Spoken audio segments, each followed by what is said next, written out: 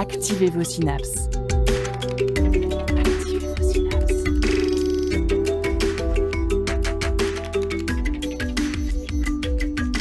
Poussez la porte du labo des savoirs et entrez dans un monde de science et d'expérience.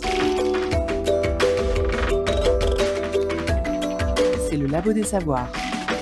Qui n'a jamais rêvé de partir à l'aventure sur un bateau vers des horizons inconnus comme au temps des grandes découvertes ?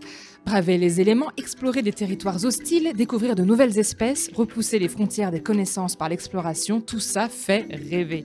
Et si le temps des caravelles est révolu, celui du Marion Dufresne, du Pourquoi pas, du Thalassa et de l'Atalante ont encore de beaux jours devant eux.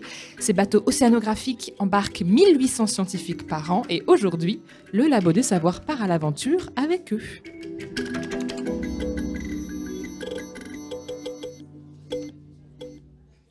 Cette émission est enregistrée à l'occasion de la Fête de la Science 2024. La thématique de cette année, c'est un océan de savoir. Et nous enregistrons cette émission en public, au cœur du campus de Nantes Université, au pôle étudiant. Merci à eux de nous accueillir. Nos deux invités avec nous en plateau sont scientifiques et explorateurs, exploratrices dans l'âme. Je n'en doute pas. Avec nous Agnès Balzer, bonjour. Bonjour. Tu es enseignante-chercheuse, professeure de géographie physique à l'Université de Nantes et au CNRS. Tu es également directrice adjointe de l'Observatoire des sciences de l'univers de Nantes-Atlantique et tu as mené des recherches en Écosse, en Arctique, dans le Morbihan et dans l'Amazone dernièrement, c'est ça ? C'est exactement ça. À tes côtés, Simon Rondeau, aka Melvac sur YouTube. Bonjour Simon. Bonjour. Toi, tu as une formation d'écologue marin à la Sorbonne et tu es passé du côté caméra de la science puisque tu es désormais vulgarisateur scientifique et vidéaste. Et tu as pu suivre 2 missions océanographiques à bord du Pourquoi pas et également sur le Thalassa, c'est ça ? Tout à fait. Et nous entendrons également Aurore, qui est chroniqueuse à Labo des Savoirs. Aurore, tu nous parleras d'un explorateur du 19e siècle qui a des idées très modernes, mais on ne le connaît pas tant que ça. Ah, il est connu dans son domaine. Et Lila s'est replongée dans les classiques de science-fiction où les personnages partent à la découverte de mondes terrifiants et inconnus. C'est parti, vous êtes bien à l'écoute du Labo des Savoirs. Tu aimes les sciences et tu cherches un bon prétexte pour aller rencontrer celles et ceux qui la font ? Tu as envie d'écrire et de prendre le micro pour parler de science, de toutes les sciences ? Nous sommes à ta recherche. Le Labo des Savoirs recrute des étudiants et des étudiantes pour renforcer son équipe. Pousse les portes du labo et rejoins-nous. Alors une expédition scientifique, ce n'est pas un voyage qui s'improvise déjà parce qu'il peut durer plusieurs semaines, voire plusieurs mois. Ensuite parce qu'il implique beaucoup de personnes, de matériel, de temps et d'argent. Et on pourrait se demander pourquoi est-ce qu'on se donne toute cette peine ? Eh bien déjà parce qu'il y a des sujets de recherche qu'on ne pourra jamais tester en laboratoire. Agnès, toi tu es spécialiste dans l'étude des sédiments et des dépôts marins, si je ne me trompe pas. Alors déjà, qu'est-ce qu'un sédiment marin et pourquoi est-ce que tu l'étudies ? Quelle information on peut tirer de tout ça ? Alors, les sédiments marins, c'est hyper intéressant parce que c'est au fond de l'eau. Et ce qui se passe, les sédiments, c'est des petits morceaux qui peuvent être détritiques, c'est-à-dire qui viennent de la destruction des montagnes, des continents, etc. Ou alors des petits coquillages ou des organismes qui sont morts et qui vont faire plein de petites particules qui vont s'entasser au fond de la mer. Et l'intérêt, c'est que comme elles s'entassent petit à petit, tranquillement, très lentement, on va pouvoir faire comme ça des espèces de niveaux, de couches de sédiments qui vont nous raconter l'environnement et donc le climat qu'il y avait au moment du dépôt.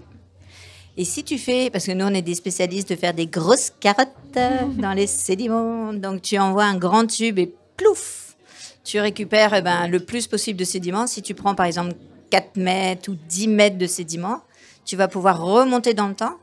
Les sédiments au-dessus, c'est l'actuel, et les sédiments tout au fond, c'est le passé. Et tu peux remonter comme ça des milliers ou des millions d'années suivant où tu es. Et tu vas raconter tous les paléoclimats, les anciens climats, et comment ils se sont succédés. Et du coup, on parle d'archives sédimentaires. Tu lis comme dans un livre, en fait, la succession des différents événements et climats. Juste avec les dépôts qu'il y a au fond de l'eau, c'est fascinant. C'est balèze. Hein. Dans ta thèse, tu parles de marge grasse ou beurrée et de marge maigre. Il va falloir que tu m'aiguilles parce que là, je ne comprends rien. Et même que la conclusion de ma thèse, c'était les marges maigres restent maigres et les marges grasses restent grasses. Et ça, c'est une belle 3 ans conclusion. pour avoir ça comme résultat. Tu vois que quand même, on n'est pas... Alors, qu'est-ce que ça veut dire ? C'est quoi les marges déjà ? Alors, les marges, on a le continent Et ce continent, ils vont se prolonger un peu sous l'eau par ce qu'on appelle le plateau continental. Après, on a une grande marche, c'est-à-dire on va descendre de 200 mètres de profondeur d'eau à 3000 mètres de profondeur d'eau. Et cette grande marche, c'est ça qui fait la pente continentale. Et cette pente continentale, si jamais il n'y a pas beaucoup de sédiments dessus, eh ben, elle va continuer à laisser passer tous les autres sédiments par-dessus elle, en fait. Et il n'y aura jamais de sédiments qui vont venir se stocker sur elle. Donc, si elle est maigre, elle reste maigre. Donc elle est maigre parce qu'elle chute vraiment vers le fond de l'océan. Il y a plein de canyons, on voit on a de très belles bathymétries, donc on a l'impression que c'est des montagnes, hein, tout simplement, très fissurées, très entaillées par des canyons. Et ça, c'est une marge maigre. Et ben ça, c'est par exemple chez nous, là en Bretagne, la marge des entrées de la Manche, c'est des marges maigres. Tout ce qu'on a de notre côté, là, c'est de la marge maigre. Mais si tu vas de l'autre côté canadien, la Nouvelle-Écosse et tout ça, tralala, eux, ils ont eu plein de glaciers qui sont venus jusqu'au bord, souvent, qui ont dégueulé, j'allais dire, plein de sédiments. Et donc, ils ont beurré leur petite marche. Et donc, ça veut dire qu'elle est beaucoup plus douce comme pente. Et elle accroche mieux les sédiments. Donc, elle est déjà bien beurrée avec une pente douce. Et tu en rajoutes encore et ça reste de plus en plus doux. Donc, ta marge grasse reste grasse. C'est marrant d'utiliser le terme beurré pour une marge, on peut dire une marge sédimentaire ? Ouais. Mais on dit beurré, hein, c'est vraiment, tu vois, le terme scientifique, juste très très scientifique. Mais c'est génial parce que c'est très imagé. Et là, tu parles de marche beurrée par les glaciers. Est-ce que ça veut dire que du coup, les glaciers laissent une trace reconnaissable, une preuve où quand on voit cette trace-là, on sait que c'est eux? On sait que c'est eux. Et en fait, les glaciers, c'est extra parce que c'est des énormes rabots par rapport au continent. Et donc, ils vont raboter ton continent et ils vont tout emmener avec eux et ils vont broyer plein de roches et ça va te faire ou des énormes blocs ou des moyens blocs ou des petits blocs et de l'argile très très fine. On appelle ça la farine glaciaire. Et ça, si tu mélanges de la farine glaciaire plus des moyens grains, des petits grains, des gros grains, tu fais du ciment. En vrai, naturel. Et ça, il va venir se déposer justement sur ton escalier, enfin sur ta marge là. Et ben, il va beurrer, ça va prendre tous les endroits et ça va être hyper stable. Et donc, on a une cohésion en fait qui est exceptionnelle. Il n'y a que les glaciers qui font ça. Et alors, pour que tu puisses étudier toutes ces marges et ce ciment naturel, j'imagine que tu ne peux pas rester dans un laboratoire. Quand on a échangé en amont cette émission pour préparer un petit peu justement ce qu'on allait se raconter, tu m'as parlé de plusieurs endroits, à commencer, alors notamment l'Écosse. Qu'est-ce que tu allais étudier en Écosse ? Alors, en Écosse, j'allais regarder justement les sédiments. En fait, l'idée, c'est que l'Écosse, c'est un endroit des gens qui est bien plus au nord que la France. Donc, les glaciers ont complètement recouvert l'Écosse jusqu'il y a, allez, je vous le fais à 15 000 ans pour vous. Et donc, vraiment, les glaciers, ils ont tout écrabouillé pendant un bout de temps. Et puis après, ils se sont retirés doucement, donc réchauffement pour tout le monde. Et là, ça veut dire que tous les sédiments, ils sont encore bien piégés. On a des lochs en Écosse. Des espèces de lacs protégés ? Des lacs, ouais, bien fermés, enfin assez fermés, toujours en connexion avec la mer, mais il y a souvent un seuil, parce que la géologie fait que c'est comme ça là-bas. Et donc, ça veut dire que tous les sédiments, ils sont bien rangés comme il faut dans leur loch, les uns par-dessus les autres, et les satanées tempêtes là, qui viennent de l'ouest, elles peuvent pas rentrer, en fait, elles butent sur ce seuil, donc ça devient une petite vague moyenne quand ça rentre, donc ça va pas te virer tous tes sédiments que tu as au fond. Ça fait un environnement préservé, du coup, j'imagine. Exactement. Et du coup, tu peux lire toutes tes pages de ton livre sans t'énerver, et personne n'a enlevé des pages si tu veux. Et du coup, tu lis bien, tu lis vraiment très bien ce qui s'est passé depuis le dernier maximum glaciaire, en fait. Mais en Écosse, il n'y a pas de glacier. Il y en avait. Mais du coup, est-ce qu'il y a moyen d'étudier les traces laissées par des glaciers à un endroit où il y a des glaciers ? Ah bah oui. Et du coup, c'est ce qu'on fait là, justement, au Spitzberg. Là, on est en train de regarder des vrais glaciers encore vivants, mais qui sont en train de... Oui, hélas. On va en parler en deuxième partie de cette diminution tragique. C'est ça, oui, qui est hyper intéressant, c'est qu'on voit comment c'était... Enfin, la trace qu'ont laissé les glaciers, et on voit maintenant à quoi ça ressemble, les glaciers encore, puisqu'ils sont encore là. Par contre, on voit bien comment ça fait quand tu déglaces, puisque c'est ce qu'ils sont en train de faire. Du coup, on fait des analogues, c'est ce qu'on fait en géologie. Tu regardes quelque chose actuel et tu le compares à ce que tu as enregistré dans le passé. Est-ce que tu retrouves les mêmes lits de sédiments? Est-ce qu'ils te racontent la même chose? Et ça nous permet aussi de mettre le temps, le facteur temps. On a toujours du mal avec la chronologie, là, dans les pages du livre sédimentaire. Des fois, c'est un peu... on est dans les milliers d'années, millions, tu vois, on ne sait pas bien, tandis que là, on est capable de faire un cadre chronologique qui est beaucoup plus intéressant. Donc c'est pour ça que tu te rends maintenant régulièrement, alors j'espère bien le prononcer, au Svalbard. Yes. qui est donc un archipel de plusieurs îles en Arctique à l'est du Groenland. Tu y es allé une première fois en 2009 et maintenant tu y vas tous les ans, tous les 2 ans. Tous les 2 ans, là, il y a une période, j'y suis allée quasiment toutes les années. En 2021, 20, on a été scotché par le Covid, comme tout le monde. Donc 21, on a fait 2 missions, 22 et 23. Et on espère y retourner là en 2025, en fait. Et là, ça va très vite. Justement, on est capable de voir année après année, à l'œil nu. Hein, tu n'as pas besoin de regarder dans ton microscope ni rien. Tu vois vraiment les changements, la vitesse à laquelle ça va. Et ce que je te racontais l'autre fois, c'est que nous, on voit dans le paysage, on voit les glaciers qui sont en train de s'affiner, de maigrir pour le coup, eux, et de fondre, de finir de fondre. Ça fait plein de changements à l'intérieur du fjord, puisque évidemment, du coup, on change d'environnement, d'écosystème et tout ça. Et ce qui est fascinant, c'est que quand tu vas au Spitsberg, tu arrives à la capitale, c'est Longyearbyen. Et donc là, c'est la capitale, il y a 2500 habitants qui vivent à l'année tout le temps. Et tu vois le village de Longyearbyen, enfin la ville de Longyearbyen, changer année après année. Moi, quand j'ai commencé en 2009, c'était encore vraiment, ça ressemblait à une espèce de village où tu avais des miniers, puisque c'était des anciens mineurs qui venaient pour le charbon et des choses comme ça. Ça, c'est tout arrêté. C'était déjà arrêté quand on est arrivé, mais ça restait encore assez, on va dire, abrupt, un petit peu rustre. Il y avait un petit prise unique, enfin, c'était pas un prise unique, hein, je sais plus comment ça s'appelle. Et autrement, un seul magasin commerce, le magasin minuscule, mais tout le monde était bien content. Et là maintenant, il y a une espèce d'énorme super continent hyper pour acheter. Donc en fait, il y a tout un développement touristique impressionnant. Alors que c'est le moment où tu dis non, il faut surtout arrêter tout ça, et ben blam. Et depuis 2017, c'est vraiment un essor.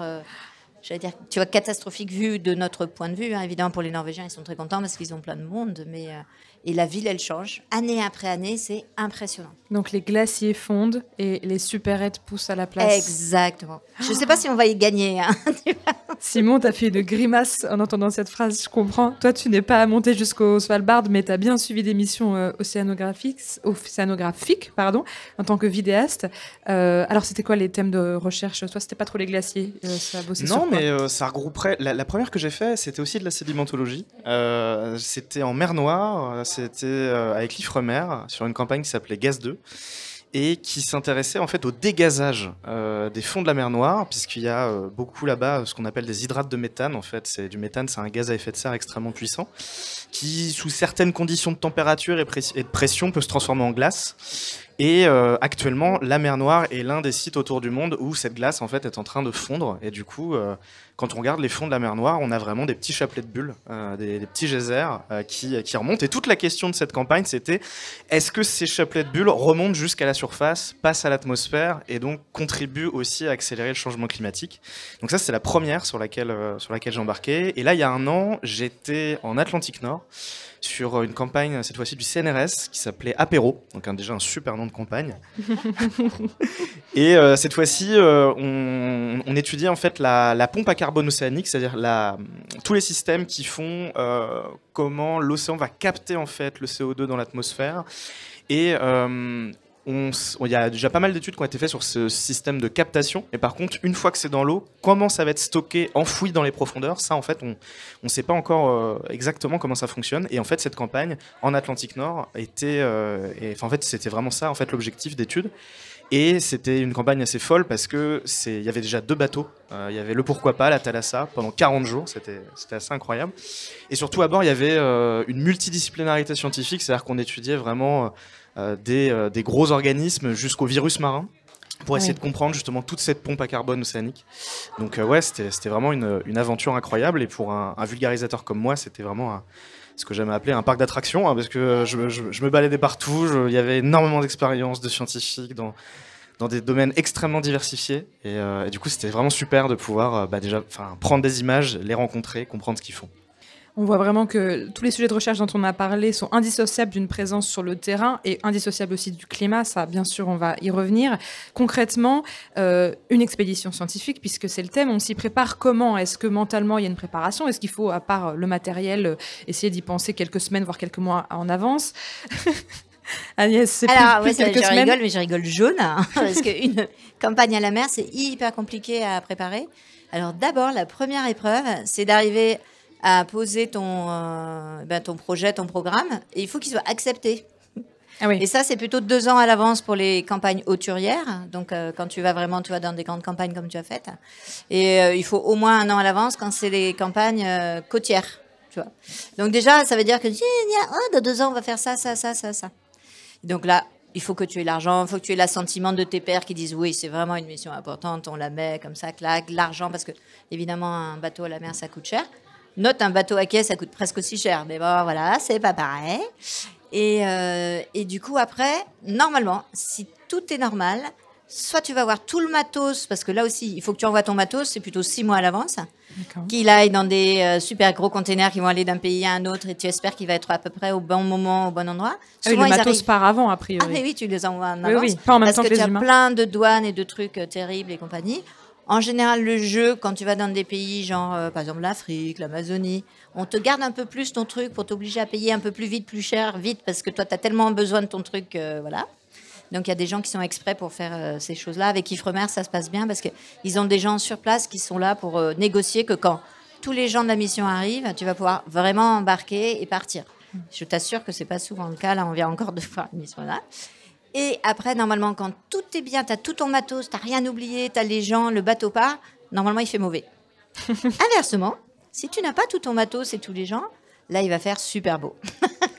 C'est hyper compliqué, on ne s'aperçoit pas. C'est la loi de d'avoir Murphy. une mission où tu as tout qui marche en même temps. Et alors, dès qu'il y a 2-3 jours où tout marche en même temps, c'est merveilleux parce que ça veut dire que tu as tout gagné déjà, parce que souvent les missions elles sont un peu plus longues que nécessaire, parce que tu tiens compte justement de ce pied de pilote qui fait que où il y a le matos qui marche pas, où là tu as la tempête et là tu peux pas y aller et ainsi de suite. Et c'est hyper compliqué. Et je peux dire quand tu pars et qu'on est tous à bord et qu'il y a à peu près le matos, déjà tu dis waouh, il y a la moitié de la mission, elle est presque faite. Les planètes sont Est-ce que t'as alignées. réussi à faire ça? Exactement. Et là, juste pour souligner, parce que là, les sciences, ils ont beaucoup de mal en ce moment. Il y a eu ce satané Covid qui a bloqué plein de missions, qui a annulé plein de missions. Mais les gens qui ont de l'argent pour faire ces missions, donc ils les ont reportées, tu vois, en 2020. Et donc ça reporte, on appelle ça le bourrelet de missions. C'est-à-dire que tu as plein de missions qui vont se faire, qui auraient dû être déjà faites. Et donc, en fait, tu ne peux plus poser des nouvelles missions parce qu'on va déjà essayer d'écouler tout ce qui s'est passé avant.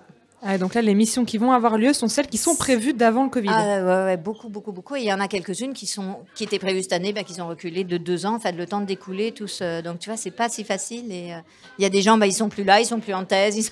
Il y a vraiment tout un timing, justement, d'alignement des planètes qui est pas du tout évident sur une mission. Et c'est pour ça quand on est dessus, on est vraiment. On en Waouh. profite. Et d'un point de vue individuel, toi, Simon, tu as rejoint une équipe de scientifiques. Est-ce qu'avant d'arriver sur le bateau, tu t'es dit, bon, il faut que je n'oublie pas ma brosse à dents. Est-ce qu'il y avait des choses, une petite pression peut-être Est-ce que tu savais à quoi t'attendre? Et puis, tu étais parti 8 semaines en plus. Alors, moi j'ai eu vraiment 2 expériences le jour et la nuit. Puisque la première expédition donc en mer Noire, qui a duré 12 jours, j'ai été prévenu 1 mois et demi en avance que je partais. Donc j'étais en vacances, ça faisait 1 an que j'avais fini mes études, partir en mission océanographique, c'était un de mes rêves, je ne sais pas si j'allais pouvoir un jour le réaliser, et là je me réveille un matin, j'ai un message d'Ifremer dans mes DM sur Twitter qui me dit « Est-ce que tu veux pas nous rejoindre en mer Noire ?» Et du coup, j'ai dû prendre une décision extrêmement rapide, du coup la préparation en amont a été extrêmement, on va dire efficace. Efficace est un bon terme. Efficace, c'est un bon terme, voilà. Et donc, ça a été très rapide. Et puis aussi, ce qui était différent par rapport à la deuxième, c'est la nature de ma position à bord. Puisque là, j'étais vraiment invité en tant que vidéaste indépendant, mais je n'étais pas payé directement par Ifremer. Il y avait déjà une équipe de communication sur place. Donc, j'étais vraiment là en supplément pour moi faire mon travail et à la fin faire un reportage. La deuxième mission avec le CNRS, elle a été différente déjà parce qu'effectivement, on est passé de 12 jours à 40 jours. Donc, c'est pas du tout le même... pas du tout la même organisation. Le matériel, par exemple, moi je suis embarqué avec quasiment tout en double, du drone à l'ordinateur en passant par les caméras. Et surtout, là, en fait, on a travaillé ensemble directement avec l'équipe d'Apéro quasiment sur 6 mois en fait, avant d'embarquer. Puisque ce qui m'a beaucoup plu avec eux, c'est qu'en fait, on a pu ensemble travailler vraiment à court, à moyen, à long terme. C'est-à-dire qu'on a vraiment développé ensemble un plan de communication en se disant bon bah voilà, moi j'ai ces compétences-là, d'illustrateur, de vidéaste, d'auteur. Qu'est-ce qu'on peut faire pendant la campagne? Qu'est-ce qu'on peut faire après la campagne? Qu'est-ce qu'on peut faire à très long terme après la campagne? Et du coup, on a vraiment co-construit vraiment tout un plan de communication réfléchi à, par exemple, on a fait une petite série de vidéos journal de bord pour raconter la campagne en temps réel. Ça, c'était incroyable. C'est aussi un gros défi, moi, en tant que vidéaste, de écrire, faire les vidéos, uploader les vidéos avec la connexion internet qu'on avait depuis le bateau. Depuis le bateau. Non, c'était vraiment du coup une co-construction. Et là, je n'étais pas juste invité pour faire des images avec une équipe de com à côté qui faisait vraiment la banque d'images de la campagne. J'étais vraiment le communicant de bord. Donc j'avais à la fois, le jour, je filmais, la nuit, je montais globalement des vidéos. Et du coup, non, c'était vraiment une préparation complètement différente. Et une fois sur place, pareil, c'était 40 jours. C'est des journées de 10-12 heures, un sommeil quasiment inexistant certaines journées, parce que en fait sur un bateau, mais ça j'imagine qu'Agnès pourra nous en parler, il y a un système de quart, c'est-à-dire qu'en fait il y a des équipes qui se relaient à peu près toutes les 4 heures, pour histoire que les gens ne tombent pas de fatigue en cours de route. Et qu'il y ait toujours des gens éveillés. Sauf que du coup, moi j'étais tout seul. Tout seul, donc du coup, il n'y avait personne pour me relayer, et du coup, l'organisation durant la campagne pour être là pour faire des images à chaque fois, des trucs, filmer les mises à l'eau des instruments, c'était un vrai puzzle, quoi. Il y a eu des jours, je m'endormais à 22h, je me réveillais à 3h, à 8h, c'était très morcelé. Et non, c'était un gros taf, c'était une belle aventure. Oui, j'imagine que Agnès, tu disais tout à l'heure, quand les planètes s'alignent, c'est super, on bouge pas et on en profite. Du coup, est-ce qu'on se sent investi d'une mission quand on est en expédition scientifique? Et est-ce que vraiment, faut pas perdre une seconde, il faut en profiter sur place, recueillir les informations, faire les démarches scientifiques ou de communication. Enfin, Agnès, par exemple, est-ce que tu as une to-do list énorme avant d'y aller? Comment tu t'organises? Non, elle est dans ma tête et tu essayes d'en faire un max. Par contre, quand tu es dedans, tu l'as senti. Hein. Tu es dans une espèce d'effervescence incroyable et tu es tout le temps stimulé. Tu es avec tous les collègues, les hôtes, aussi bien les marins que les collègues, et tu papotes, tu fais plein de choses. Tu n'as pas envie d'en perdre une miette, en fait. C'est juste, la fatigue, il y a des moments, ça te tue un peu, mais si tu arrives à dormir par quart, moi, je sais que ça ne me pose pas de problème. Et là, tu te régénères, et alors là, c'est incroyable, parce que c'est du non-stop, et à chaque fois, tu te réveilles, tu sais que tu vas avoir une aventure, tu ne sais pas laquelle encore c'est, mais de toute façon, c'est ça. Et tu n'as pas envie de perdre une miette, en général. Après, je te dis, le temps, là, c'est sûr que la météo, elle peut quand même ralentir pas mal de choses. Mais il va se passer d'autres choses. Tu vois, s'il fait très mauvais, ça veut dire que tu vas te retrouver à l'intérieur, tu vas commencer à réfléchir, à papoter. Et c'est un moment génial parce qu'on est tous à proximité. On est tous sur le même bateau. Donc, il y a ce côté où tu es quand même obligé de faire attention aux autres. Autrement, ça se passe assez rapidement mal et on te recadre. Et par contre, les échanges, ils sont purs, tu vois. C'est direct. Tu regardes ça. Oh, c'est quoi ça? Et tu vois, on est à la chasse au trésor tout le temps. Et c'est ça qui te donne une ambiance, c'est vraiment extra. Ce que tu fais sur un bateau, tu le fais par exemple à terre quand tu es en mission, mais sur le terrain. Mais voilà, il y a cette qualité de la découverte et de l'échange que tu peux pas avoir dans un bureau, c'est pas possible. Et c'est du collectif. À chaque fois, vous parlez collectif. Du collectif. Moi, je sais qu'un truc qui m'avait beaucoup marqué aussi, c'est qu'effectivement, c'est extrêmement intense et éprouvant aussi pour les scientifiques. Et c'est vrai que c'est une partie aussi de la recherche et de la science que les gens n'ont pas forcément en tête. Moi, je sais que j'avais beaucoup discuté avec des gens à bord qui disaient que quand ils partent en mer, leurs collègues qui restent à terre, ils pensent qu'ils partent en vacances. Bah oui, c'est classique. Mais c'est difficile à exprimer à quel point c'est faux quand on voit l'énergie que ça demande. Et tu parlais de tempête. Nous, sur Apéro, on a essuyé 3 tempêtes. Je n'ai vomi qu'une fois. Et en fait, chaque tempête, chaque imprévu, parce qu'il y a les tempêtes, mais il y a plein d'autres choses. En fait, tout est extrêmement ficelé, tout est extrêmement lourd en termes d'organisation pour que tout fonctionne. Et dès qu'il y a un imprévu, les chefs de mission, l'équipe à bord, en fait, doit réinventer tout pour que ça fonctionne, parce qu'on en parlait tout à l'heure. Les journées en mer, ça coûte cher, donc on peut pas juste passer une journée à se dire là, il y a une tempête, on va juste attendre. Il y a certaines campagnes, ça arrive. Genre par exemple à Apéro, il me semble, il y avait une campagne anglaise juste avant. Ils avaient prévu de rester à un endroit précis. Du coup, là, il y avait une tempête. Il me semble qu'il y a les 2/3 de la campagne n'a pas pu se faire parce que le bateau faisait que de bouger. Là, sur Apéro, par exemple, dès qu'il y avait une tempête, avec le commandant, avec les marins, on essayait de changer, d'aller plus au sud, de fuir la tempête, ou en tout cas d'avoir un minimum de houle pour qu'on puisse mettre des choses à l'eau. Donc en fait, c'est une vraie aventure intense, c'est un marathon aussi, hein, parce que comme tu disais, il faut gérer sa fatigue, il faut que tout fonctionne. On dit que c'est aussi une aventure humaine, c'est-à-dire que du plus petit matelot au bosco, au capitaine et au chef de mission et à n'importe quel thésard ou étudiant avec toi, il faut que tout le monde arrive à communiquer et tu as besoin de tout le monde. Il n'y en a pas un qui est inutile. Et quand tu dois aller voir le capitaine en l'expliquant que alors là, il faudrait rester encore un peu là parce qu'on n'a pas fini, et que alors que tu viens de te trapper déjà, je sais pas moi, 48 heures sur place, tu vois, il faut que chacun arrive à mettre la bonne façon de demander aux autres. Et c'est vraiment cette mayonnaise humaine, il faut qu'elle prenne. Si ça prend, tu te souviendras toute ta vie de cette mission-là. Des fois, quand ça coincouille un peu, tu t'en souviens aussi. Ça fait des bons souvenirs. Quand tu as besoin de tout le monde, et c'est ça qui est génial. En fait, tu vois que tout le monde a sa place. En fait. Une vraie aventure collective. Ouais. Et là, je vais donner la parole à Aurore qui va nous parler d'un seul homme, mais je suis sûre qu'il avait une équipe autour de lui incroyable. Parce que quand on parle d'exploration scientifique, moi, les images qui me viennent, au lieu des images un petit peu modernes dont on est en train de parler, c'est les grands voiliers, les grandes découvertes, etc. Toi, tu as un petit préféré, Aurore, parmi ceux-là, mais on ne le connaît pas tant. Il s'appelle Alcide d'Orbigny, c'est ça ? Et oui, Sophie. Alors, son nom complet, c'est Alcide Charles Victor Marie Dessalines d'Orbigny. Il est né à Couëron, donc pas très loin de Nantes, au tout début des années 1800, la même année que Victor Hugo et 7 ans avant Charles Darwin. Donc, pour vous resituer un petit peu l'époque où se déroule notre récit. Tout petit, il était passionné de récits de voyage de ses prédécesseurs et son père, qui était médecin dans la marine et passionné d'histoire naturelle, lui a transmis le goût de l'observation scientifique. Au cours de son adolescence, il s'est pris de passion pour l'étude de minuscules coquilles, connues depuis l'Antiquité mais mal classées dans le groupe des mollusques. Il s'agit des foraminifères tels qu'il les a par la suite baptisés. Il en a décrit plusieurs centaines de nouvelles espèces, ce qui l'a fait remarquer dans le milieu des naturalistes. Et c'est ce travail qui a attiré l'attention du Muséum d'histoire naturelle, qui lui a confié donc une mission en Amérique du Sud.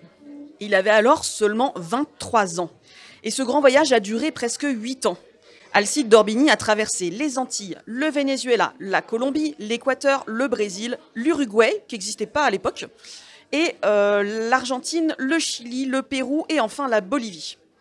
Pendant son voyage, il a collecté, observé et décrit des espèces dans tous les domaines de la zoologie, aussi bien des invertébrés que des vertébrés, de la botanique, de l'anthropologie et de l'ethnologie. Tous les objets qu'il rassemble sont ensuite expédiés directement au muséum. Les collections qu'il a rapportées sont composées de 9000 espèces d'animaux et de plantes, dont de nombreuses nouvelles espèces qui n'avaient jamais été décrites auparavant. Effectivement, il a l'air d'avoir bien bossé, Alcide. Ça devait être un chouette voyage, finalement. C'était pas de tout repos. J'ai lu le récit de ce voyage dans un livre biographique écrit par Françoise Legré-Zedline. Et ce que j'ai aimé, moi, c'est vraiment découvrir tous les à côté de la science. Alors, au cours de ce périple, Alcide d'Orbigny a parcouru des milliers de kilomètres avec les moyens du bord. À pied, à cheval, à dos d'âne, en pirogue, en bateau et parfois au péril de sa vie. Il a dû faire face aux pirates, aux Amérindiens en révolte, aux bêtes sauvages, à des conditions météorologiques extrêmes, comme on vient d'en parler, au mal d'altitude, à la maladie. Et également, il a souffert de l'instabilité politique de cette période. À chaque fois où presque qu'il arrivait dans un pays, celui-ci entrait en révolution contre les colonisateurs. Alors, je ne pense pas que c'est à cause de lui, mais on ne sait jamais. À un moment, il a même été emprisonné quelque temps à Montevideo, en Uruguay, parce qu'il a été pris pour un espion. Alors, dans ce livre, il est également mentionné qu'il est un ami des Noirs, ce qui ne va pas forcément de soi à une époque où on remettait en cause le fait que l'espèce humaine est unique. D'Orbigny, lui, il a déclaré d'emblée sa conviction intime que parmi les hommes, il n'y a qu'une seule et même espèce. En fervent défenseur des droits de l'homme, il réclamait pour les autochtones le droit au respect, à l'éducation et à la santé. Il a dénoncé avec vigueur les traitements des peuples natifs qui étaient réduits aux corvées les plus dégradantes. Et il était scandalisé en particulier par la condition des femmes natives qui étaient souvent réduites à l'état d'esclaves. Par ailleurs, il déplore également l'éducation des demoiselles de la bonne société. Je cite, « On néglige même de leur apprendre à penser et réfléchir ». Il pensait qu'on devait leur enseigner, comme aux jeunes hommes, les lettres et les sciences. Et c'est d'autant plus remarquable qu'il était super jeune et qu'il vivait dans une époque où le machisme était de règle. Alors antiraciste, féministe, même si c'est un peu trop tôt pour parler avec ce terme-là, je commence à comprendre un petit peu pourquoi c'est ton préféré. Et oui, ça ne s'arrête pas là, parce qu'il avait en effet une vision globale des relations entre la biosphère, donc les organismes, et la géosphère, la Terre. Il était convaincu de l'intérêt des liens entre les différentes disciplines. Et on peut même dire qu'il était un peu écolo. Donc dans le récit, on voit qu'il prélève le nombre minimum d'animaux pour les empailler et les envoyer au muséum. Et puis ça le chagrine vraiment de faire ça. Il déplorait également la chasse à la vigogne, c'est un genre d'alpaga, que les chasseurs tuaient pour les écorcher, alors que les Incas, eux, étaient plus prévoyants et se contentaient de tondre les animaux pour en récupérer simplement la laine. En Bolivie, il a même proposé au président Santa Cruz un certain nombre de réformes qui touchaient au développement industriel et agricole et aussi à la gestion raisonnée des ressources naturelles. Une fois qu'il a été de retour en France, il a passé 13 années à rédiger ses mémoires. 11 volumes, presque 5000 pages et plus de 500 planches d'illustration. Cette œuvre magistrale en fait l'une des plus importantes jamais réalisées d'une région du monde et a ainsi contribué fortement à l'amélioration des connaissances naturalistes de l'Amérique du Sud. Son concurrent, on peut dire, de l'époque, Charles Darwin, a lui-même jugé l'œuvre, je cite, comme un monument de la science du XIXe siècle, rien que ça. Au passage, il a décrit pas moins de 9 étages géologiques qui sont encore aujourd'hui reconnus. Les étages, c'est une des plus fines subdivisions de l'échelle des temps géologiques. Tout au long de sa vie, il a recensé plus de 1500 espèces de foraminifères, donc les petites coquilles dont je vous parlais au début, et donc pour la plupart des nouvelles espèces. Il est ainsi considéré comme l'inventeur de la micropaléontologie. C'est une science qui a aujourd'hui de nombreuses applications. L'étude des microfossiles permet de dater les roches, de reconstituer les climats, les environnements passés, de faire du suivi environnemental, et même, j'ai appris en archéologie pour reconstituer certaines activités humaines. Son travail ethnologique est encore aujourd'hui reconnu. Avant lui, on s'intéressait surtout aux caractéristiques physiques des différents peuples humains, mais lui, il a ajouté à ça des considérations anthropologiques, linguistiques et statistiques. Enfin, pour terminer, je citerai un de ses biographes. Il serait facile de sélectionner dans la liste des travaux d'Alcide d'Orbigny une demi-douzaine, dont chacune d'entre elles constituerait à elle seule le travail de la vie d'un homme ordinaire. Merci beaucoup Aurore pour ce portrait impressionnant d'Alcide d'Orbigny. Si vous voulez en savoir plus, on trouve de nombreuses sources et on vous recommande en particulier l'article Alcide d'Orbigny 1802-1857, sa vie, son œuvre de Marie-Thérèse Vennec-Perret dans Compte rendu Palévol en 2002 ou encore le livre Alcide Dessalines d'Orbigny de Françoise Legré-Zedline disponible à la médiathèque de Nantes. On écoute Snowdrop de Fate Date et on revient juste après parler expédition scientifique.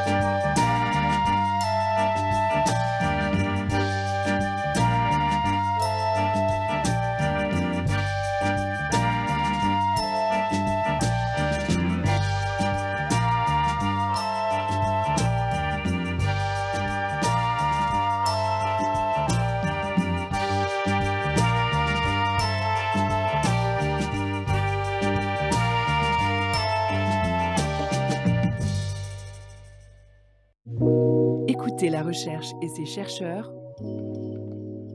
au Labo des Savoirs.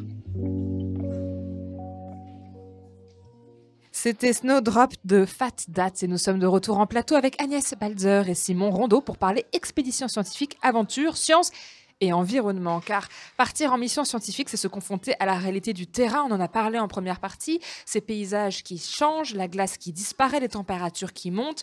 Impossible donc de ne pas aborder le sujet terrible du changement climatique. Et aussi de vos sujets de recherche, puisque c'est souvent intimement lié. On va commencer avec un exemple parlant. Simon, quand tu as participé à la campagne océanographique Apéro l'année dernière, tu as parlé tout à l'heure des tempêtes, mais également une canicule sous-marine, c'est ça ? Oui, tout à fait. À l'époque, je crois, si je me souviens bien, on avait une anomalie de température en Atlantique Nord de 6 degrés. Donc c'est assez énorme. 2-3 degrés, quoi. Et c'était l'une des premières fois où il y avait une canicule sous-marine qui était aussi grande, et dans l'espace et dans le temps, parce que l'anomalie est quand même restée, je crois, quasiment durant plus d'un an. Et nous, on se retrouvait au milieu de ça. Et c'était très étrange parce que l'océan s'embrasait devant nous, mais vu de l'extérieur, en fait, on avait l'impression qu'il n'y avait rien qui changeait. Et ouais, en fait, on était sur place, c'est-à-dire qu'on voyait que ça commençait à être très médiatisé, que tout le monde en parlait, et du coup, c'est très étrange parce que moi, il y a beaucoup d'images que j'ai fait à bord, de couchers de soleil, de paysages sous-marins.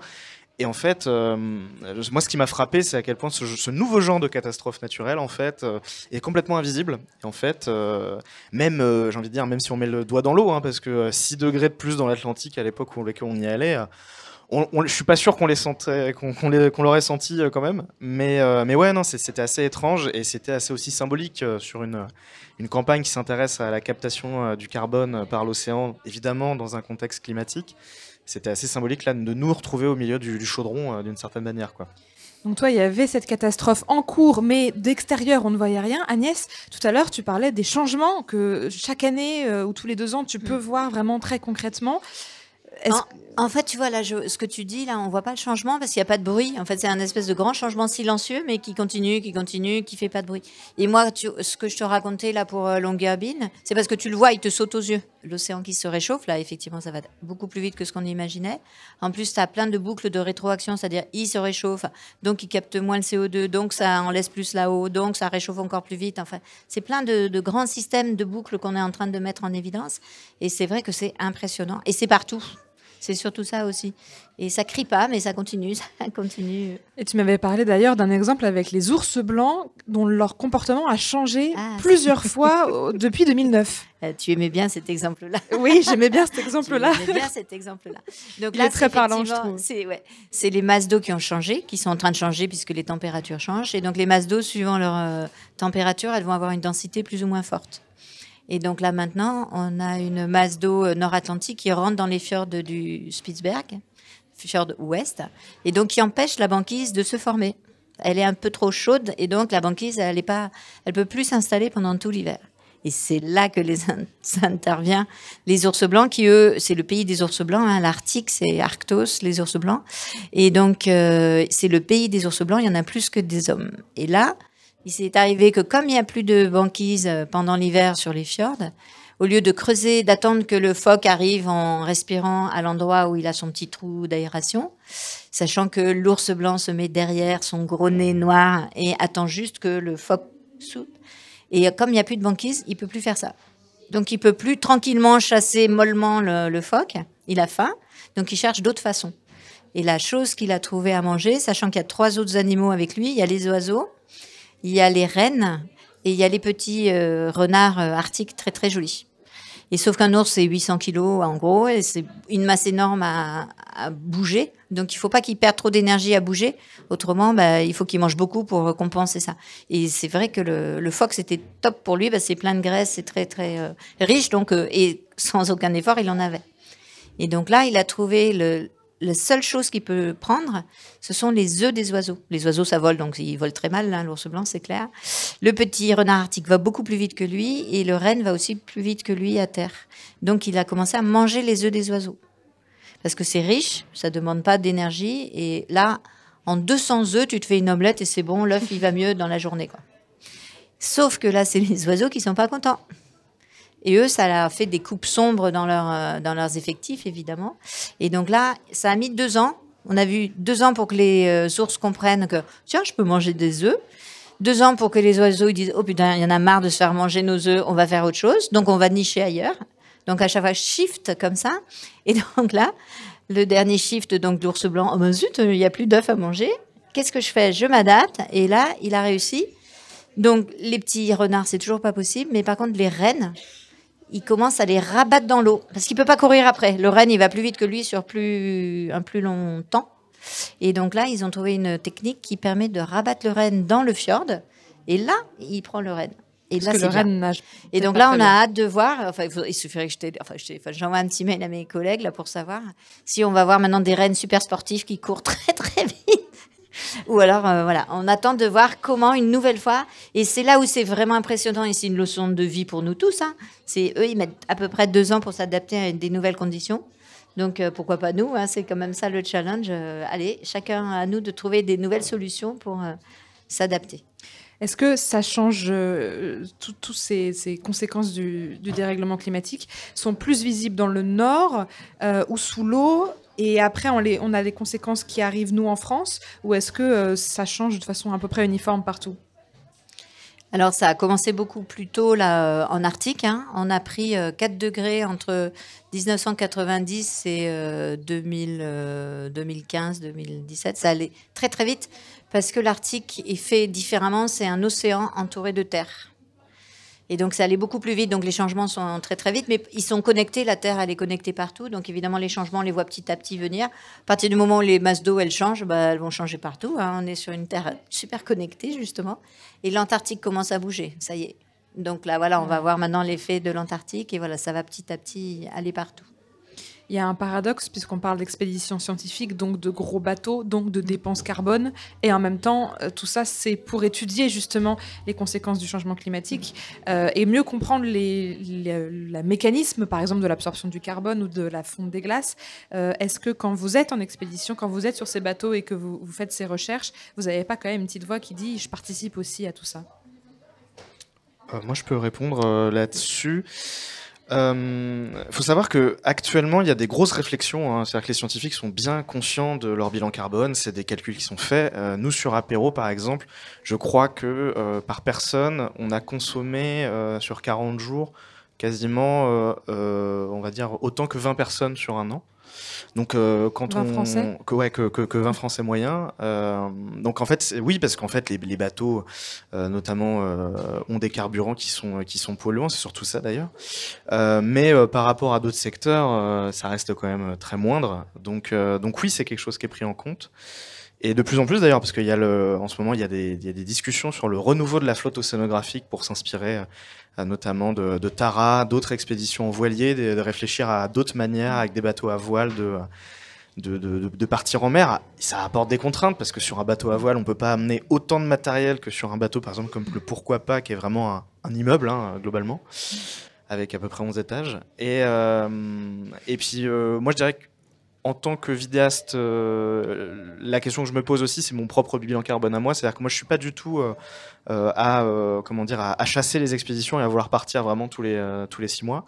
Au contraire, moi, j'essaie justement d'utiliser ce crédit carbone que j'ai quand j'embarque le mieux possible. Et c'est par exemple partir en mer, mais travailler avec les scientifiques sur 2 ans, 3 ans, sur vraiment du long terme, avec toutes les images qu'on va rapporter pour, entre guillemets, ne pas juste faire le touriste à chaque fois qui va juste prendre des images et qui fait que ça, mais vraiment au contraire partir moins souvent mais pour faire des choses mieux et plus qualitatives, plutôt privilégier la quantité.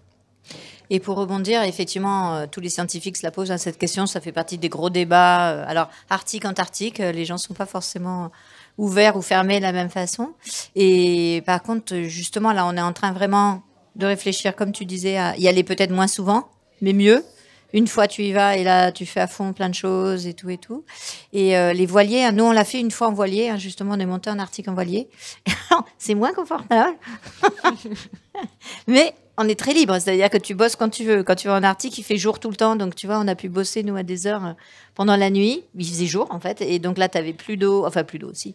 Mais plus de vent et c'était nickel. Et donc, tu pouvais vraiment travailler aux conditions que tu voulais. Donc, il y avait une liberté qui était assez incroyable. Par contre, ça veut dire qu'il faut que tu cibles quel bateau tu prends et quel matos tu prends. Et tu ne peux pas le faire avec n'importe quoi. Par contre, on est en train de voir si on ne peut pas imaginer d'organiser, tu vois, comme un blabla voilier pour ceux qui ont besoin d'aller là-haut. Et sur tel temps, parce qu'en fait, mine de rien, tu as quand même aussi plein de voiliers qui maintenant peuvent y aller, puisque tu as beaucoup moins de glaçons, tu as moins de banquises, Et donc là, il y aurait peut-être moyen, tu vois, Mais un covoiturage de voiliers. Voilà, blabla voilier. Enfin, un blabla voilier. Voile voilier. Voile voilier. Pour mutualiser un petit peu les moyens et faire en sorte que quand on y va, on y va pour de vrai, quoi. Exactement. Et quand tu y vas et que tu es sur un voilier, tu sens encore mieux comment c'est l'environnement. Hein. C'est toujours pareil, tu vois mieux le vent, tu sens dans ta chair à quoi ça ressemble ce type d'environnement et tu apprends beaucoup de choses en fait aussi. Donc la relation avec le terrain est encore plus forte. Exactement. J'imagine de toute façon que ces missions océanographiques, elles sont là pour faire de la recherche scientifique qui ensuite est là pour essayer d'apporter des réponses à toutes ces tragédies climatiques qui nous entourent. J'imagine aussi que quand on part, le but est de collecter les données, mais qu'ensuite, il faut les traiter. Et tout ça, ça se fait une fois de retour. Est-ce que vous êtes encore en train, alors Simon, tu as parlé déjà des images, mais de gérer un peu tout ce que vous avez accumulé à votre dernière expédition scientifique et que vous êtes en train encore de digérer tout ça et d'en tirer des leçons? De la dernière qu'on a faite en Arctique, là, on est encore en train de compter les foraminifères, les gna-gna et tout ça, parce que ça dure très très longtemps. Hein. Tu ramènes beaucoup d'échantillons. Et là, on a des foraminifères qui sont en train d'étudier à Angers, justement, les collègues d'Angers, les collègues en Italie. Donc, tu vois, on essaye pour avancer vite parce que c'est un travail de titan, hein, ces choses-là. Par contre, les données, c'est super intéressant. C'est en train de donner des trucs qui sont très, très chouettes. Et après, tu peux les retravailler. Tu peux toujours regarder celle-là. Et si tu en rajoutes 2 autres, hop, ça te donne une évolution. C'est vraiment extraordinaire. Moi, un truc qui m'a beaucoup plu dans Apéro, c'est que j'ai pu aussi documenter l'après-campagne. C'est-à-dire que je suis parti là 40 jours sur le bateau et j'ai eu l'occasion de revenir dans différents labos en octobre dernier, en mars aussi, pour voir un petit peu, exemple, il y avait un échantillon rempli de plancton qui ressemblait un petit peu à des cloportes, mais vraiment, genre, la bouteille, elle était vraiment remplie à ras-bord, et en fait, j'ai revu cet échantillon, mais traité dans une machine, à Villefranche-sur-Mer, à côté de Nice. Et là, il n'y a pas longtemps aussi, juste avant les vacances d'été, j'ai pu aller pour faire des images à la première réunion post-campagne. Donc c'est là où tous les scientifiques du bateau se retrouvent pour justement mettre en commun les premiers résultats, voir là où ils peuvent travailler ensemble pour, comme tu disais, en fait, créer de nouveaux résultats. Parce que quand on passe dans des choses multidisciplinaires, on complexifie aussi la pensée, la réflexion, les mesures. Mais du coup, ça apporte aussi de nouvelles choses. Donc oui, en fait, il y a, je pense, énormément d'années, en fait, où je pense qu'il va y avoir de la science qui va se faire et donc aussi des histoires à raconter. Comme Alcide d'Orbigny, dont on parlait tout à l'heure, qui a mis des années pour pouvoir mettre au propre ses recherches. Et ces grandes expéditions, si elles vous font rêver, chers auditeurs, auditrices, sachez qu'elles me font rêver aussi, et que vous n'êtes pas les seuls. De grands auteurs et autrices se sont inspirés de tout ça avant nous pour écrire des récits d'aventure. Et ça ne manque pas, Lila. Les romans d'aventure, c'est un peu ton péché mignon. Oui, totalement. Alors, quand j'étais petit, déjà, j'étais fascinée par les romans d'aventure et de monde perdu. Cette passion, ça n'a fait que croître avec l'âge, et ça a grandement contribué à mon amour de l'horreur et de la SF. Le fait d'expliquer l'inexplicable, découvrir des mondes inconnus, passer des heures à décrypter un bouquin écrit spécialement pour ne pas être compris. Oui, je parle de toi à la Maison des Feuilles. Nom de Dieu, quel bonheur. Je profite donc de cette chronique pour parler de mon amour pour les romans d'exploration. Surtout que ça a été écrit notamment à des époques où on n'avait pas toutes les infos qu'on a maintenant. Du coup, c'était surtout imaginatif. Donc, comment ne pas évoquer le maître du genre Jules Verne en personne, Voyage au centre de la Terre, qui m'a fait faire des nuits blanches tant que je voulais connaître la suite. Je m'imaginais explorer des souterrains en costume 3 pièces et tomber sur des créatures censées avoir disparu depuis des siècles. Un peu décevant de savoir que maintenant, dans la réalité, j'aurais fondu avant d'avoir atteint la moitié du trajet. Plutôt que les souterrains, c'est un peu l'exploration marine et les gros robots qui me font kiffer. Donc 20 000 lieues sous les mers et ces très très nombreuses adaptations au cinéma, ça m'a fait kiffer toute mon enfance et toute mon adolescence. Au-delà du fait qu'encore aujourd'hui je fais des théories sur quelles créatures préhistoriques se cacheraient dans les profondeurs sous-marines, c'est littéralement incroyable de se dire que le Nautilus, donc le vaisseau du capitaine Nemo, pour ceux qui n'ont pas la ref, est extrêmement réaliste et plutôt bien pensé en fait. Donc déjà, j'aimerais remercier mon gars sûr, Arthur, plus connu sous le nom de Rigel Oniric sur Instagram, qui est un artiste de fou, qui a dessiné en détail les plans du Nautilus pour le fun, et qui m'a permis de constater à quel point ce vaisseau est une petite merveille d'ingénierie pour l'époque, où il a été imaginé. Donc Jules Verne a évidemment oublié de 3-4 trucs, hein, donc que même lui ne pouvait pas forcément savoir, genre les changements de palier et la pression de l'eau, mais sinon, tout y est quoi. Le mec a théorisé une version deluxe des sous-marins actuels avec presque 80% des bonnes réponses. D'ailleurs, j'en profite pour dire qu'une série française sur le Nautilus est sortie sur France TV et que même si on s'éloigne pas mal du matériel de base, je suis assez curieux de voir ce que ça va donner. Comment parler d'exploration scientifique sans parler du deuxième bouquin le plus connu d'Arthur Conan Doyle, et là je suis très très fan, Le Monde Perdu. En termes d'exploration scientifique, il n'y a pas mieux, c'est littéralement un professeur fou et son protégé qui vont chercher des dinosaures dans une grotte. Donc premier volet de la série des aventures du professeur Challenger, qui comprend 5 romans en tout, ça je ne le savais pas, mais c'est une saga en fait. Donc c'est une version un peu plus romancée, un peu plus imaginative du Voyage au centre de la Terre, où on bascule du roman d'exploration pure à celui d'aventure fantastique, donc avec des personnages à l'identité très travaillée et soignée. Donc le colérique professeur George Challenger, qui a lancé la mode du scientifique misanthrope qui cherche dans la fiction. Le narrateur est le jeune journaliste Edward Malone, qui cherche à prouver que à sa fiancée Gladys que c'est un homme alpha. Sur ce point, c'est raté d'ailleurs. Le chasseur Lord Roxton, la force brute qui, comme tout bon colon qui se respecte, veut buter des espèces qui sont déjà disparues. Et enfin, le professeur Summerlee, qui est le confrère et rival du professeur Challenger, qui vit pour les caméras. Et ensuite, tout ce petit monde, en fait, ça a lancé la frénésie pour les romans d'aventure et un peu a placé les codes de personnages de romans d'aventure, avec le professeur colérique, le petit protégé qui n'y connaît rien mais qui est trop fasciné et qui adore ce qui se passe, la force brute qui est souvent un chasseur, et le rival qui est là pour être chiant, notamment. Forcément, Arthur Conan Doyle serait peut-être flatté d'apprendre que son travail a inspiré des films comme King Kong ou Jurassic Park. Tout ça pour dire que moi aussi je rêve d'accompagner un professeur fou dans une grotte pour découvrir des créatures géantes. Peut-être que je suis un gros jaloux en fait. Merci Lila pour cette chronique. Peut-être que tu peux te faire recruter pour accompagner lors d'une prochaine expédition scientifique. J'ai une anecdote là-dessus. Moi, j'ai lu 20 milieux sous les mers, en mer, sur apéro. Trop cool. L'expérience était vraiment folle. Qu'est-ce que ça fait de vivre mon rêve finalement ? C'était super. Et d'ailleurs, c'était à la base le rêve d'un de mes amis qui m'a offert le livre en me disant tu vas réaliser mon rêve par procuration. Et pareil, quand j'étais en mer Noire, j'avais lu dans un tout autre registre du Lovecraft, Le Cauchemar d'Innsmouth, alors qu'il y avait le Covid à bord. C'était vraiment, c'était vraiment des ambiances particulières et en fait ces expéditions c'est tellement fort en émotion que je trouve ça aussi hyper intéressant de mêler à des univers fictifs directement sur place, c'est assez fou. Et toutes les références de ces ouvrages dont on vient de parler notamment sont à retrouver sur le site du Labo des Savoirs. Alors avant de conclure cette émission, je me tourne à nouveau vers donc nos invités, puisque nous enregistrons cette émission en public à l'occasion de la Fête de la Science. Ce public, vous ne le voyez pas pendant vos expéditions scientifiques, mais vous le voyez bien en retour à l'occasion de festivals, de conférences ou d'émissions du Labo des Savoirs, par exemple, pour parler de science et pour parler de ces aventures qui, j'imagine, sont indescriptibles quand vous les avez vécues dans votre chair. Il y a plusieurs moyens et je sais que vous utilisez des médias plutôt artistiques, que ce soit du jeu, du dessin, de l'aquarelle, de la vidéo. Est-ce qu'il faut être nécessairement créatif quand on est un explorateur, un scientifique ? Est-ce que ça aide à faire passer un message ? Et effectivement, pour témoigner de ce qui nous arrive, alors moi je ne suis pas du tout artiste ni rien, si, je prends des photos, mais à part ça, mais d'emmener des artistes avec nous qui vont justement s'imprégner de ce qui se passe, ce que tu as fait, toi, ça me semble hyper important pour être capable de témoigner. Parce que moi, ma mère, elle a toujours pas compris ce que je faisais comme métier. Hein. J'ai bien essayé de l'expliquer 2-3 fois. Et donc, c'est plus facile d'avoir quelqu'un qui fait des dessins et d'expliquer, voilà, on a fait ci, cela, une BD. Moi, j'ai vu les premières BD du Marion, là. Il y en a 2 qui ont été faites, là, sur le Marion Dufresne, avec, je sais plus comment il s'appelle. Bon, ça me reviendra après. Mais qui raconte vraiment la vie à bord, en fait, d'une mission. Chose que nous, on est incapable de raconter après en étant dedans. Mais toi, tu auras plus d'arguments. Oui, Simon, toi, tu as cette espèce de mission de raconter la vie à bord et de la rendre accessible. Tous ces côtés paradoxaux, parce qu'effectivement, ça fait pas longtemps qu'il y a des gens qui sont embarqués à bord des navires pour raconter ce qui s'y passe, puisque en fait les places à bord en fait sont extrêmement précieuses. Moi, quand je suis à bord, je prends la place d'une scientifique. Donc ça fait très peu de temps, effectivement, c'est en train de se développer, mais c'est encore très récent.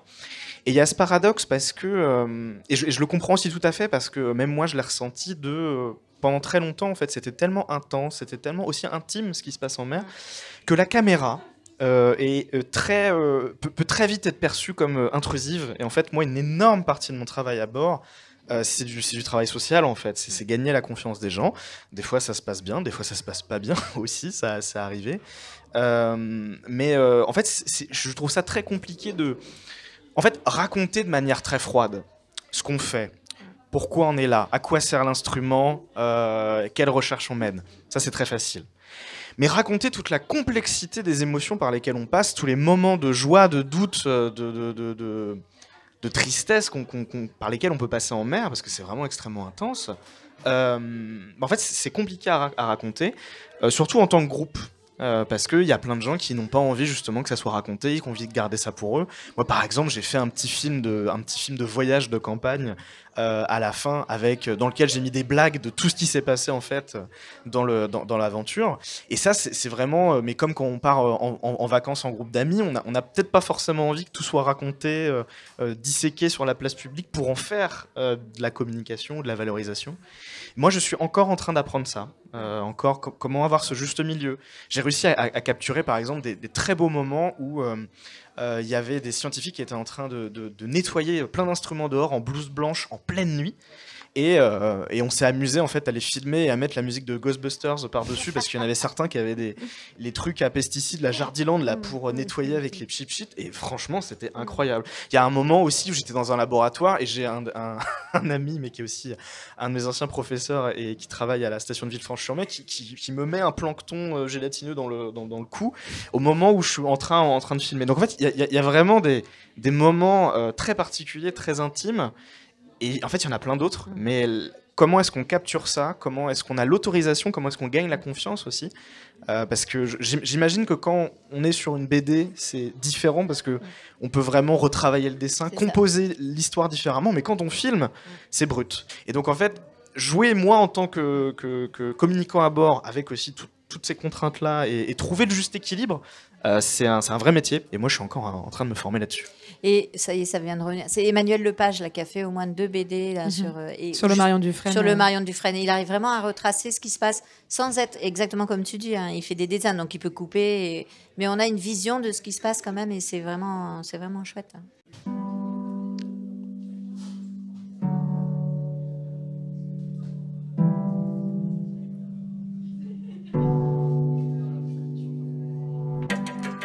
Merci à Agnès Balzer et à Simon Rondeau d'avoir répondu à mes questions à l'occasion de cette émission spéciale Fête de la Science. Merci aux pôles étudiants de Nantes Université pour leur accueil. Merci également à Aurore et à Lila pour leur superbe chronique. Une émission préparée par Sophie Potvin, réalisée par Donia 16, que vous pouvez écouter sur vos applications de podcast. Retrouvez-nous sur le labodesavoirs.fr ou sur nos réseaux sociaux. Et on se dit comme d'habitude à la semaine prochaine pour une nouvelle émission.